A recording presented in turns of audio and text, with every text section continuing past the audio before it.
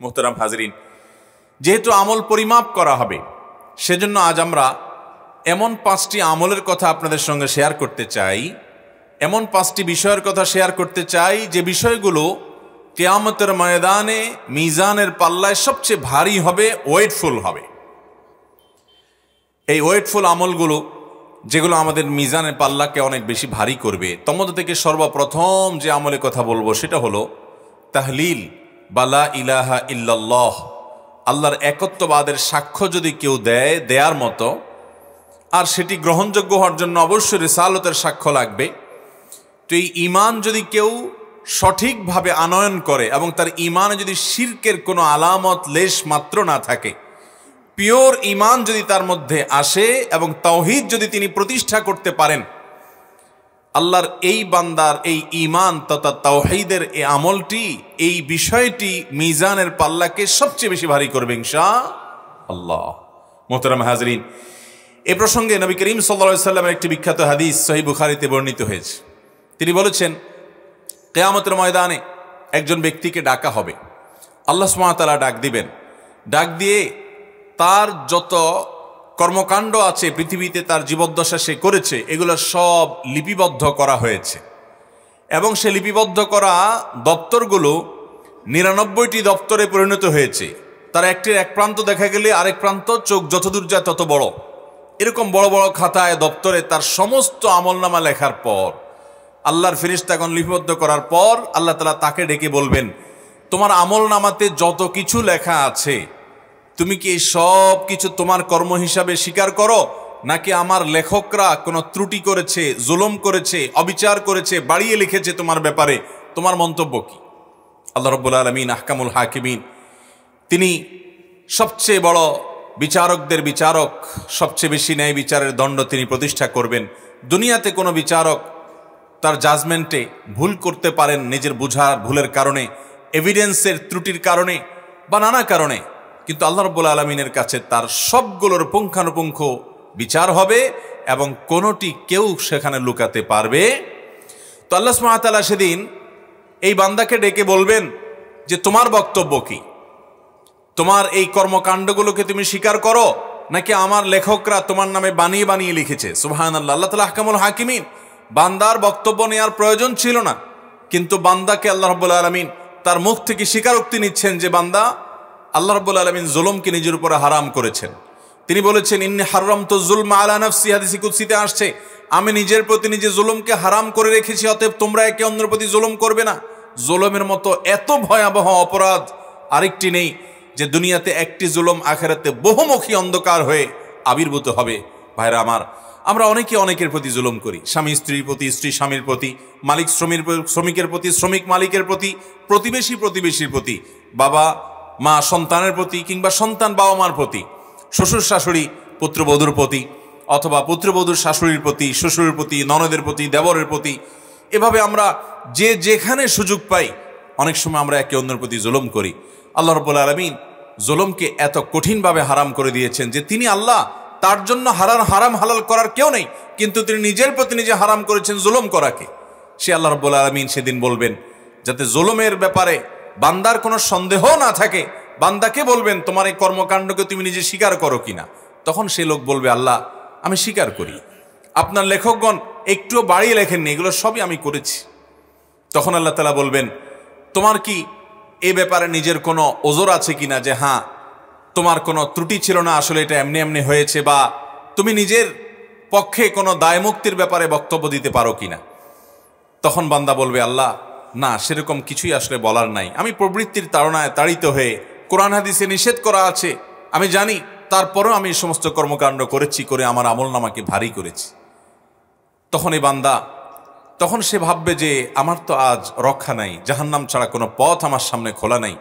আল্লাহ রাব্বুল আলামিন তখন বলবেন, তবে একটা আমল তোমার আমার কাছে আছে। আল্লাহ তাআলা একটা কোনো কিছু বের করবেন যেখানে কালিমাতুশ শাহাদা লেখা, এরপর ওইটাকে তার মিজানের পাল্লা আল্লাহ তাআলা রেখে বলবেন যে এই আমলটি তোমার আমার কাছে আছে, যে তুমি তাওহীদে বিশ্বাসী ছিলে, তোমার ঈমানটাকে তুমি ঠিক রেখেছ, ঈমানটাকে তুমি পিওর করে রাখতে চেষ্টা করেছ এবং পেরেছ। এই আমলটি যেহেতু আছে, আল্লাহ তাআলা ওইটাকে মিজানে পাল্লায় দিবেন। তখন ওই 99টি দপ্তরের যে ওজন হবে, ওই শুধুমাত্র ছোট্ট চিরকুটের যে ওজন, সেটা ওই 99 দপ্তরের চাইতে অনেক ভারী হবে। মোহতারাম হাজরিন, আল্লাহর প্রতি ঈমানটাকে যদি আমরা পিওর করতে পারি, বিশ্বাসটাকে যদি আমরা সেই জায়গায় নিয়ে যেতে পারি, তাহলে অনেক গুনাহ, অনেক অপরাধ থেকে আল্লাহ তাআলা আমাদেরকে মাফ করতে পারেন, সেই আশা আমরা জোরালোভাবে রাখতে পারি। এজন্য ঈমানের ব্যাপারে আমাদের বিশেষ যত্ন নিতে হবে। দুঃখের বিষয় হলো, আমাদের সমাজে ঈমানের যত্ন নেওয়া হয় না বললেই চলে। আমরা নামাজ ভঙ্গের কারণ জানি, অজু ভঙ্গের কারণ জানি, ঈমান ভঙ্গের কারণ আমাদের দেশের ম্যাক্সিমাম মুসলমানরা আমরা জানি না। ঈমানটাকে আমরা নার্সিং করতে হবে, পরিচর্যা করতে হবে। কখন বিশ্বাস আমার থাকছে, কোন কারণে আল্লাহর প্রতি ঈমান হারা হয়ে গেছি আমি, এই বিষয়গুলো আমাদেরকে জানতে হবে। আল্লাহ তাআলা আমাদেরকে খাঁটি ঈমানদার হয়ে দুনিয়া থেকে যাওয়ার তৌফিক দান করুন।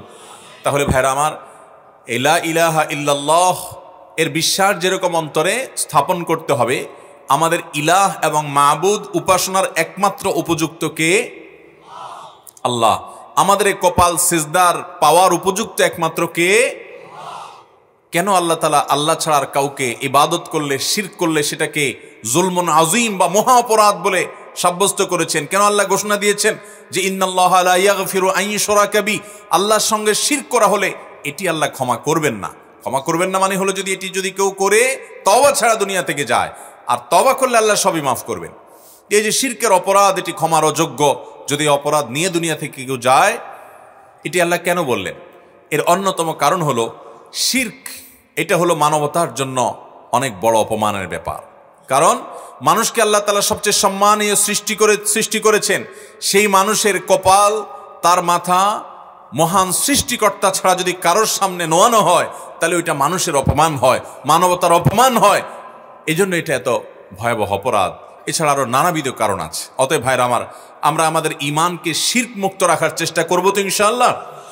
নবী করিম সাল্লাল্লাহু আলাইহি ওয়াসাল্লাম তার অত্যন্ত স্নেহের সাহাবী আব্দুল্লাহ ইবনে আব্বাস রাদিয়াল্লাহু তাআলা আনহুকে বলেছেন, ইযা সাআলতা ফাসআলিল্লাহ।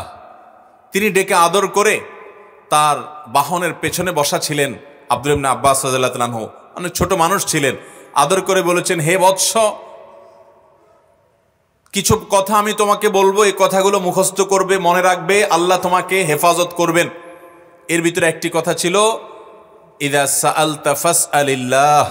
যখন তোমার কিছু চাওয়ার দরকার হবে, অলৌকিক মহান সত্তার কাছে, একমাত্র আল্লাহ ছাড়া আর কোনো অলৌকিক কোনো ব্যক্তির কাছে তুমি চাইবে না, সেটা মৃত বা জীবিত কোনো ব্যক্তি হোক। হ্যাঁ, লৌকিক চাওয়া যেটা, আপনি আমার কাছে চাইলেন একটা কলম, আমি আপনার কাছে চাইলাম একটা জিনিস, এটা ঠিক আছে।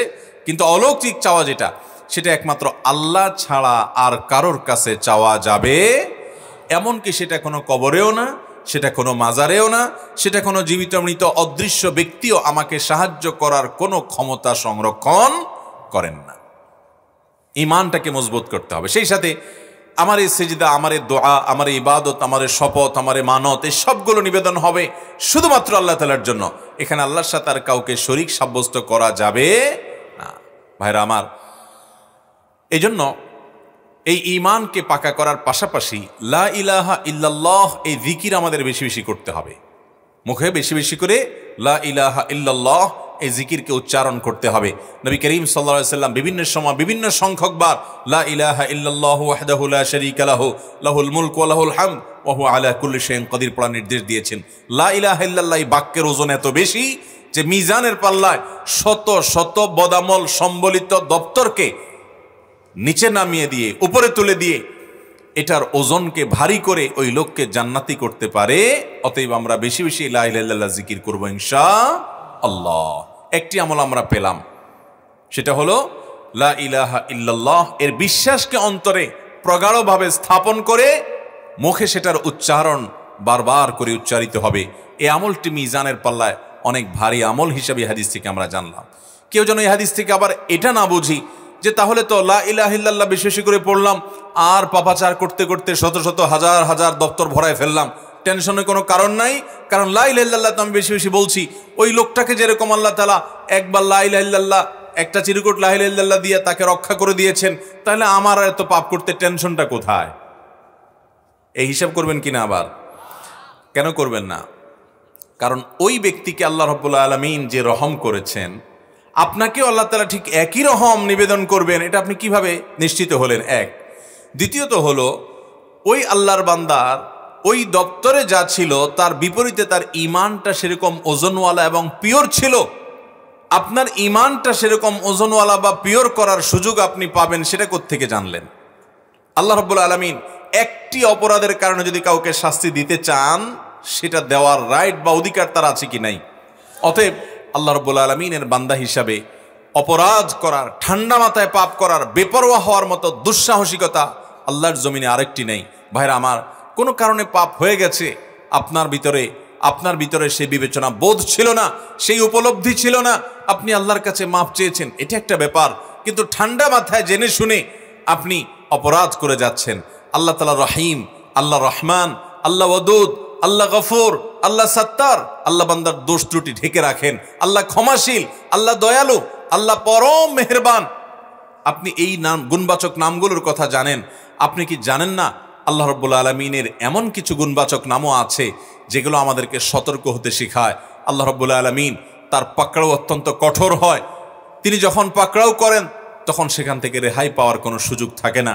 আল্লাহ রাব্বুল আলামিন তার গুণবাচক নামের ভিতরে এমন এমন সতর্কবার্তা আছে যেগুলো আমাদেরকে পাপ করা তো দূরের কথা, পাপের বা অপরাধের কথা চিন্তাও করতে আমাদেরকে কখনো অনুমোদন করে না। অতএব আমরা সে দুঃসাহস যেন না দেখাই, আমরা আমাদের জায়গা থেকে গুনাহ থেকে বাঁচার চেষ্টা করব আর ঈমানকে পাকা করব। আল্লাহ রাব্বুল আলামিন ইনশাআল্লাহ হেফাজত করবেন।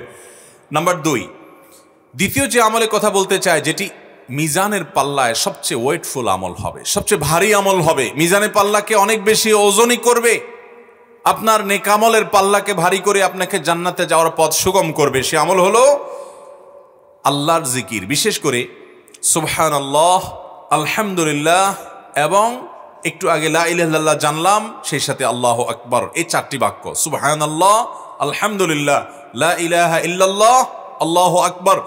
যত জিকির এবং দোয়া আছে আপনারা দেখবেন যে ঘুরে ফিরে এই 4টি বাক্যের ব্যবহার সবচেয়ে বেশি করতে বলা হয়েছে। এই জন্য নবী করিম সাল্লাল্লাহু আলাইহি ওয়াসাল্লাম সহিহ মুসলিম বর্ণিত হাদিসে বলেছেন, আলহামদুলিল্লাহি তামলাউল মিজান। যদি কেউ আলহামদুলিল্লাহ বলে তো এটা মিজানের পাল্লাকে পরিপূর্ণ করে দিবে। আর যদি কেউ সুবহানাল্লাহি ওয়াল হামদুলিল্লাহ বলে তাহলে সেক্ষেত্রে আল্লাহ রাব্বুল আলামিন তাতে এই পরিমাণ সওয়াব দিবেন যে নবমণ্ডল এবং ভূমণ্ডল এর মধ্যকার জায়গাকে পরিপূর্ণ করে দিবেন। যদি একবার সে সুবহানাল্লাহি ওয়াল হামদুলিল্লাহি এইভাবে বলতে পারে, সেই কামনা বাক্যে এটার অর্থ বুঝে মহব্বতের সাথে আল্লাহ তাআলা যে মান এবং কোয়ালিটি চান সেই কোয়ালিটি নিশ্চিত করে, অতএব বেশি বেশি করে মহব্বতের সাথে, ধীরস্থিরতার সাথে আমরা এই তাসবিহ তাহমিদ করব। আমরা অনেকে সুবহানাল্লাহ পড়ি, কিন্তু সেটা খুব হুলস্থুল করে পড়ি, সুবহানাল্লাহ সুবহানাল্লাহ সুবহানাল্লাহ, যেটা আল্লাহ তাআলার শানে, আল্লাহ তাআলার শানে যায় না, বরং বেয়াদবি হয় কোনো কোনো ক্ষেত্রে, যে আল্লাহর শানে তার পবিত্রতা জ্ঞাপন করছেন, হুলস্থুল করে তাড়াহুড়া করে করলে সেটা কখনো মানসম্মত হবে না। ভাইরা আমার, এই সম্পর্কে যে হাদিস একটা ইতিমধ্যে আমরা জানলাম যে আলহামদুলিল্লাহ এটা মিজানকে পরিপূর্ণ করে কিয়ামতের ময়দানে করবে। আর সেই সাথে সুবহানাল্লাহি ওয়াল হামদুলিল্লাহ এটা বান্দার আমলের মধ্যে এই পরিমাণ সওয়াব যোগ করবে যে নমণ্ডল ভূমণ্ডলকে পরিপূর্ণ করবে। সেই সাথে বুখারীর একটা হাদিস আছে, আপনারা সবাই হাদিসটি কম বেশ হয়তো শুনেছেন, বুখারীর সর্বশেষ হাদিস। নবী করিম সাল্লাল্লাহু আলাইহি ওয়াসাল্লাম বলেছেন, কালিমাতানে খাফিফাতানে আলাল লিসান সাকিলাতানে ফিল মিজান হাবিবাতানে ইলার রহমান। দুটি বাক্য আছে যে বাক্যগুলো মুখে বলতে খুবই সহজ অথচ আল্লাহর কাছে খুবই প্রিয় আর মিজানের পাল্লায় অনেক বেশি ভারী হবে। সে বাক্যগুলো কি? সুবহানাল্লাহি ওয়া বিহামদিহি সুবহানাল্লাহিল আযীম, সুবহানাল্লাহি ওয়া বিহামদিহি সুবহানাল্লাহিল আযীম। মুহাব্বতের সাথে, আজমতের সাথে, আল্লাহর বড়ত্ব অন্তরে উপস্থিত করে বারবার করে আমরা এই বাক্য পাঠ করব, সুবহানাল্লাহি ওয়া বিহামদিহি সুবহানাল্লাহিল আযীম। অর্থাৎ আমি পবিত্রতা বর্ণনা করছি আল্লাহ রাব্বুল আলামিনের প্রশংসা সহকারে পবিত্রতা। সুবহানাল্লাহিল আযীম, আল্লাহ রাব্বুল আলামিন পবিত্র, মহান আল্লাহ পবিত্র, তার পবিত্রতা জ্ঞাপন করছি। যে সুবহানাল্লাহ, আলহামদুলিল্লাহ, এই বাক্যগুলোর ওজন এত বেশি যে নবী সাল্লাল্লাহু আলাইহি ওয়াসাল্লাম বলেছেন এগুলো মিজানের পাল্লা অনেক বেশি ভারী হবে। ঠিক একইভাবে আরও বহু হাদিস এই মর্মে পাওয়া যায়। আমার মনে হয় দলিল বা প্রমাণ হিসাবে এই দুটি যথেষ্ট। তাহলে আমরা দ্বিতীয় আমলও পেয়ে গেলাম, সেটা হলো বেশি বেশি সুবহানাল্লাহ, আলহামদুলিল্লাহ, লা ইলাহা ইল্লাল্লাহ এবং আল্লাহু আকবার, এই বাক্যগুলো বেশি বেশি পাঠ করলে মিজানে পাল্লাকে অনেক বেশি ওজনই করে। নাম্বার 3, আল্লাহ তাআলা কাউকে যদি সন্তান দেওয়ার পর নিয়ে যান, কোনো বাবা কোনো মা যদি সন্তান হারা হয়ে যান, আল্লাহর জমিনে কষ্টের যত মুহূর্ত আছে এর মধ্যে অন্যতম একটা মুহূর্ত এটি। এই সময় যদি আল্লাহর কোনো বান্দা সবর করে, ধৈর্য ধারণ করে, হাহুতাশ না করে, অস্থির না হয়, বেসবর না হয়, তো আল্লাহ রাব্বুল আলামিন তার এই আমলটা, এর বিনিময়ে তিনি যে সবর যে করলেন, এর বিনিময়ে তাকে এত বেশি সওয়াব এবং পূর্ণ দিবেন, নেক দিবেন, যে এটা তার সবচাইতে ওয়েটফুল হবে। অর্থাৎ এই আমলটা অনেক বেশি ভারী করে দিবে তার মিজানে পাল্লাকে। নবী করিম সাল্লাল্লাহু আলাইহি ওয়াসাল্লাম মুসনাদ আহমদ হাদিসে বলেছেন, বাহ বাহ, আরবিতে বাহ বাহ বলা হয়, আমরা যেরকম বাংলাতে অবাক হয়ে বলি বাহ বাহ, মাশাআল্লাহ, এই টাইপের। নবী করিম সাল্লাল্লাহু আলাইহি ওয়াসাল্লাম বলেছেন, বাহ বাহ খামসুন মা আথকালাহুন্না ফিল মিজান, 5টি আমল আছে সেগুলা মিজানে পাল্লায় কত ভারী, তিনি অবাক হয়ে বলছেন কত বেশি ভারী। এই 5টির মধ্যে 4টি ইতিমধ্যে আমরা বলে ফেলেছি, অর্থাৎ সুবহানাল্লাহি ওয়ালহামদুলিল্লাহি ওয়ালা ইলাহা ইল্লাল্লাহ আল্লাহু আকবার, এই 4 বাক্য, এটা ইতিমধ্যে বলা শেষ। আর 5 নম্বর হলো নবী করিম সাল্লাল্লাহু আলাইহি ওয়াসাল্লাম বলেছেন, কোনো আল্লাহর বান্দার যদি কোনো সন্তান আল্লাহ তাআলা দেন, নেক সন্তান আল্লাহ তাআলা দেন, এই সন্তান হারা যদি তিনি হয়ে যান, এরপর তিনি যদি সবর করেন এবং ধৈর্য ধারণ করে আল্লাহর কাছ থেকে সওয়াব আশা করেন যে আমি সবর করলাম, আল্লাহ আমাকে এর জন্য বিনিময় দিবেন, তো আল্লাহ রাব্বুল আলামিন তার এই সবরের এই আমলটাকে কিয়ামতের ময়দানে মিজানের পাল্লায় এত ভারী করে দিবেন যে এর চেয়ে ভারী কোনো আমল আর হবে না। আমরা যারা সন্তান হারা হয়েছি, অনেক আমাদের ভাইরা আছেন, অনেক বোনরা আছেন, তাদের অনেক মনোবেদনা, অনেক মনে কষ্ট।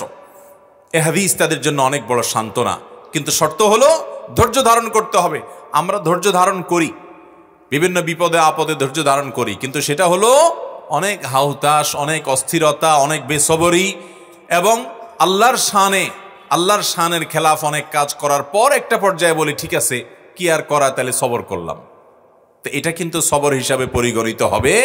নবী করিম সাল্লাল্লাহু আলাইহি ওয়াসাল্লাম বলেছেন, ইন্নামাস সবরু ইনদা সাদমাতিল উলা, প্রথম আঘাতের সময় যদি আপনি দাঁড়িয়ে থাকতে পারেন এবং আপনার মুখ থেকে কোনো কটু কথা বের না হয়, সন্তান হারার কারণে বা যে কোনো বিপদের কারণে আপনার চোখে পানি আসবে, মনে কষ্ট আসবে, এটা স্বাভাবিক, এটা ন্যাচারাল, কিন্তু এর কারণে আপনি যেমন অস্থির হয়ে আল্লাহর ফয়সালার প্রতি অসন্তোষ প্রকাশ, বিদ্রোহ প্রকাশ, কোনো প্রকার অসৌজন্যতামূলক আলাপ আলোচনা কিংবা কোনো কটু মন্তব্য করা, এ ধরনের কিছু যদি আপনি না করেন, তাহলে সেটাই হবে প্রকৃত ধৈর্য।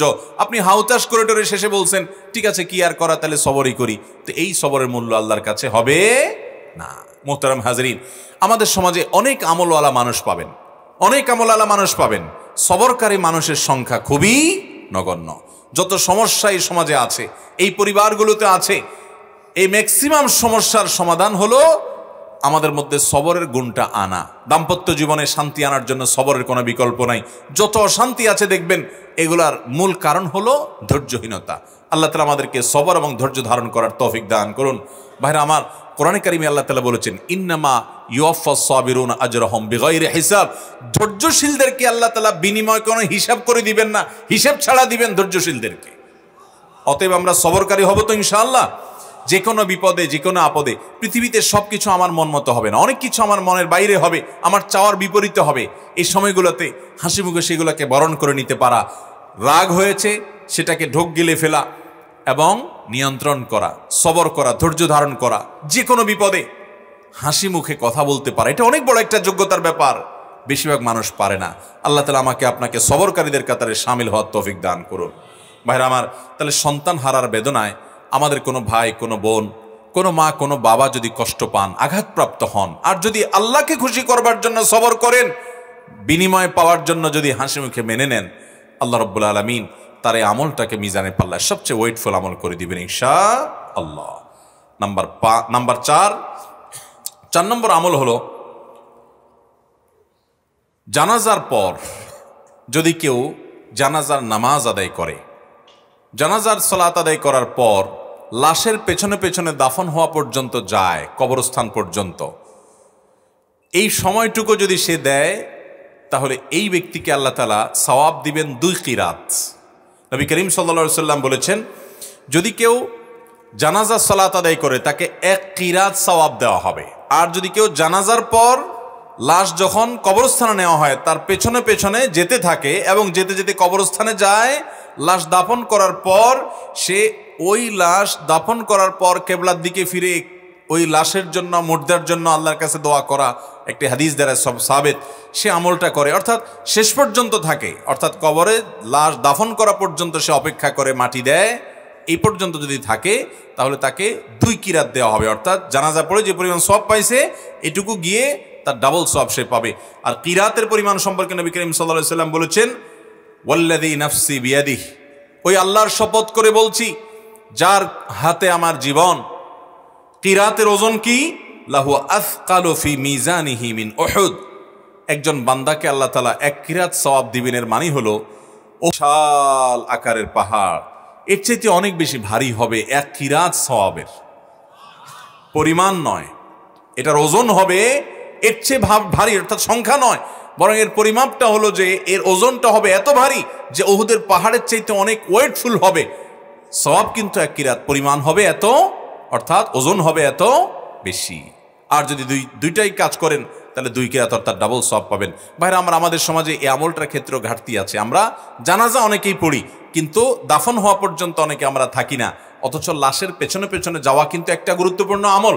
লাশের পেছনে পেছনে যাওয়া এবং কবরস্থান পর্যন্ত যাওয়া, দাফন করার পরও তারপরে যায় তাকে শেষ করে নির্বিলি করে তারপরে সেখান থেকে আস্তে ধীরে আসা, এই সময়টুকু দিতে পারা একটা ইবাদত। আমরা এটাকে ইবাদত হিসাবে অনেকে জানি না। এই আমলটা অনেক ভারী আমল। নাম্বার 5 এবং সর্বশেষ যে আমলের কথা বলতে চাই, সে আমলটা আজ আমাদের সমাজ থেকে শুধু বিদায় হয় নাই, এই আমলটার দুর্ভিক্ষ চলছে। আর এই একটি বিষয় না থাকার কারণে আমরা আজ মুসলমানরা ভালো মুসলমান হতে পারছি না। ভাইরা আমার, আমি প্রায় সময় বলার চেষ্টা করি, নামাজি মুসলমান পরিমাণে কম আছে, নামাজের ত্রুটি বিচ্ছুতি আছে, তাও কিছু আছে। রোজাদার মুসলমান আছে, ভুল ত্রুটি সহকারে হলেও রোজা রাখে কম বেশি আমাদের দেশে মানুষ, সারা দুনিয়াতে। কিন্তু যেই জিনিসটার সবচেয়ে বেশি অভাব সেটা হলো এটি, আর সেটি হলো বান্দার সুন্দর আচরণ, আখলাক। এটা মিজানের পাল্লায় সবচেয়ে বেশি ওয়েটফুল আমল হবে। নবী করিম সাল্লাল্লাহু আলাইহি ওয়াসাল্লাম বলেছেন, সুনান তিরমিজিতে এবং আবু দাউদে বর্ণিত হয়েছে, মা মিন শাইইন ইউদাউ ফিল মিজান, বান্দার আমল মিজানের পাল্লা যে উঠানো হবে এর মধ্যে সবচেয়ে ভারী আমল হবে আফকালু মিন হুসনিল খুলুক, বান্দার সুন্দর আচরণের চাইতে ভারী কোনো আমল আরেকটা হবে না। সবচেয়ে ওয়েটফুল আমল হবে সুন্দর আচরণ। ওই যে ঈমানকে, তাওহীদকে যদি সর্বোচ্চ সর্বাধিক ওয়েটফুল আমল বলি, তাহলে মাঝেরগুলো ওয়েটফুল, কিন্তু এটা হলো সবচাইতে বেশি, ঈমানের পর সবচেয়ে ওয়েটফুল আমল হলো বান্দার সুন্দর আচরণ। এই আচরণের আজ দুর্ভিক্ষ চলছে। নামাজি কালামে মানুষ, কিন্তু আচরণ ভালো নাই, ঠিক না ঠিক? দাঁড়িয়ে আছে মুখে, কিন্তু আচরণ ভালো নাই। মাশাআল্লাহ উনি হক হালালি চলেন, কিন্তু আচরণ ভালো নাই। মাশাআল্লাহ উনি অনেক গুনাহের কাজ করেন না, পাপের কাজ করেন না, মানুষটা ভালো, কিন্তু আচরণ খারাপ এবং আখলাক খারাপ। আখলাক খারাপ মানে আমরা অনেকে মনে করি যার ব্যবহার, মুখের যে আচার ব্যবহার এটাই শুধু না, এটা আর অনেক ব্যাপক বিষয়। একজন মানুষের ধৈর্য নাই, তাহলে তার আখলাকের ত্রুটি। একজন মানুষ বদমেজাজ, তাহলে তার আখলাকের ত্রুটি। একজন মানুষ অহংকার করে, তার আখলাকের ত্রুটি। একজন মানুষের মধ্যে বিনয়ের অভাব আছে, তার মানে আখলাকের ত্রুটি। একজন মানুষ অন্যকে তুচ্ছ-তাচ্ছিল্য করে বেড়ায়, এটা তার আখলাকের ত্রুটি, আচরণগত ত্রুটি। একজন মানুষ তার মধ্যে আল্লাহর প্রতি ভরসা নাই, ছোটখাটো কিছুতে সে হতাশ হয়ে যায়, এটা তার আচরণগত ত্রুটি। আর মানুষের সাথে মানুষের যে অধিকার আছে সেটা আদায়ে যদি ত্রুটি থাকে, এটা তার আখলাকের ত্রুটি। আখলাকটাকে যে যত সুন্দর করবে তার দ্বারা কারোর কোনো অধিকার নষ্ট হবে না। প্রতিবেশী তার উপরে খুশি, বন্ধু বান্ধব তার উপরে সন্তুষ্ট, আশেপাশের লোকজন তার উপরে সন্তুষ্ট, আত্মীয় স্বজন তার উপরে সন্তুষ্ট, বাড়ির প্রতিবেশী, বাড়ির লোকজন তার উপরে সন্তুষ্ট, সবাই তার উপরে সন্তুষ্ট তার আচরণের কারণে।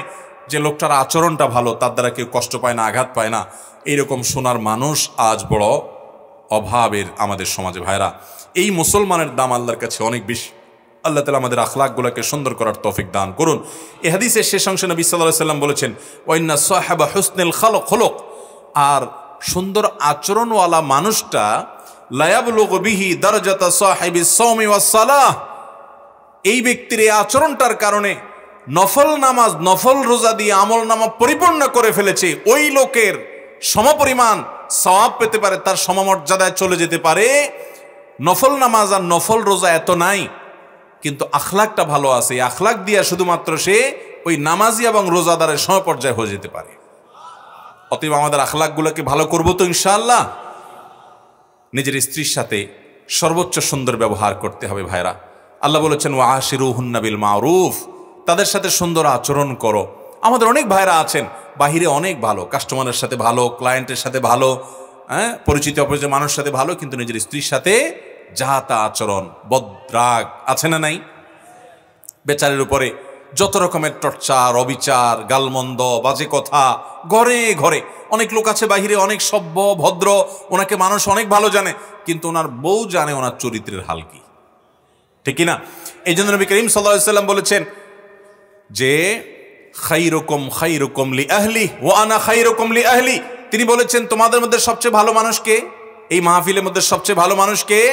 যে তার পরিবারের কাছে, কোন কোন হাদিস তিনি স্ত্রীকে নির্দিষ্ট করে বলে দিয়েছেন যে তার স্ত্রীর কাছে ভালো। অর্থাৎ স্ত্রী যদি বলে দিল থেকে যে আমার সাহেব, আমার স্বামী ওনার মতো মানুষ হয় না, উনি আসলে একজন অমায়িক ভালো মানুষ, এই সার্টিফিকেট যদি বউয়ের কাছ থেকে নিতে পারেন তো আল্লাহর কাছেও আপনি ভালো নিতে পারবেন। সবাই যায় বাসায় বউকে জিজ্ঞাসা করবেন যে হাদিসের ভাষ্য মতে তোমার সার্টিফিকেট ছাড়া আমি ভালো হওয়ার সুযোগ নাই, আসলে আমি মানুষটা কেমন বলো। যদি বউ হেসে দেয় পিক করে, তাহলে বুঝবেন যে কাহিনী ভিন্ন। বুঝতে পেরেছেন? যদি হেসে দেয় তাহলে বুঝতে হবে আলামত ভালো না। অতএব স্ত্রীর কাছে ভালো হওয়ার জন্য নিজের আচরণটাকে সুন্দর করার চেষ্টা করতে হবে ইনশাআল্লাহ। অনেক মানুষ আছে এই জায়গায় ধরা খেয়ে যাবে। নবী করিম সাল্লাল্লাহু আলাইহি ওয়াসাল্লাম বলেছেন কিন্তু ওয়া আনা খায়রুকুম লি আহলি, তোমাদের মধ্যে স্ত্রীর কাছে সবচেয়ে ভালো অমায়িক মানুষ তোমরা যে যতজন আছো, নবীজি বলেছেন আমি তোমাদের মধ্যে স্ত্রীর কাছে, পরিবারের কাছে সবচেয়ে ভালো। অতএব এই গুণটা অর্জন করার চেষ্টা করবেন তো ইনশাআল্লাহ। আজ থেকে বউয়ের সাথে কোনো খারাপ আচরণ করা যাবে, রাগারাগি করে বাজে কথা বলা যাবে। ভাইরা আমার, এই জিনিসটা আমরা অনেকে আমাদের অধিকার মনে করি যে আমার বিবাহিত স্ত্রী, অতএব তার সাথে রাগ না করলে আর কার সাথে করব। দুনিয়ার সবচেয়ে বেশি দুরাচরণ তার সাথে করা হয়, অথচ বেশি আচরণ মা বাবার পর সবচেয়ে ভালো আচরণ পাওয়ার হকদার হলো আপনার স্ত্রী, ঠিক না বে ঠিক? অতএব আমরা আমাদের স্ত্রী তাদের সাথে সদাচরণ করব। আমাদের বোনরা যারা শুনছেন আপনাদেরও বলছি, আপনারা আপনাদের স্বামীর সাথে সদাচরণ করবেন। এই হাদিস শুনে শুধুমাত্র পুরুষদেরকে ধরবেন না যে হুজুর বলছে আমার সাথে সদাচরণ করতে, আর আপনি নিজে উল্টাপাল্টা করবেন, তা হবে না। স্বামী হয়ে যদি উনি সদাচরণ করতে হয় তাহলে আপনার কর্তব্য আরও কত বেশি। আল্লাহ তাআলা আমাদের সবাইকে এই উন্নত আখলাক এবং চরিত্র এটা অর্জন করার তৌফিক দান করুন। চেষ্টা করবো তো ইনশাআল্লাহ। আমি 5টা আমল আবারও বলছি। 1 নম্বর হলো লা ইলাহা ইল্লাল্লাহ, এর বিশ্বাসকে অন্তরে খুব ভালোভাবে বদ্ধমূল করা, শিরক থেকে নিজেকে পরিচ্ছন্ন করা, লা ইলাহা ইল্লাল্লাহ জিকির বেশি বেশি পাঠ করা। এটা মিজানের পাল্লায় আমাদের নেকামলকে অনেক বেশি ওজনদার এবং ভারী করবে ইনশাআল্লাহ। দ্বিতীয়ত হলো সুবহানাল্লাহি ওয়াল হামদুলিল্লাহি ওয়া লা ইলাহা ইল্লাল্লাহু আল্লাহু আকবার এবং সুবহানাল্লাহি ওয়া বিহামদিহি সুবহানাল্লাহিল আযীম।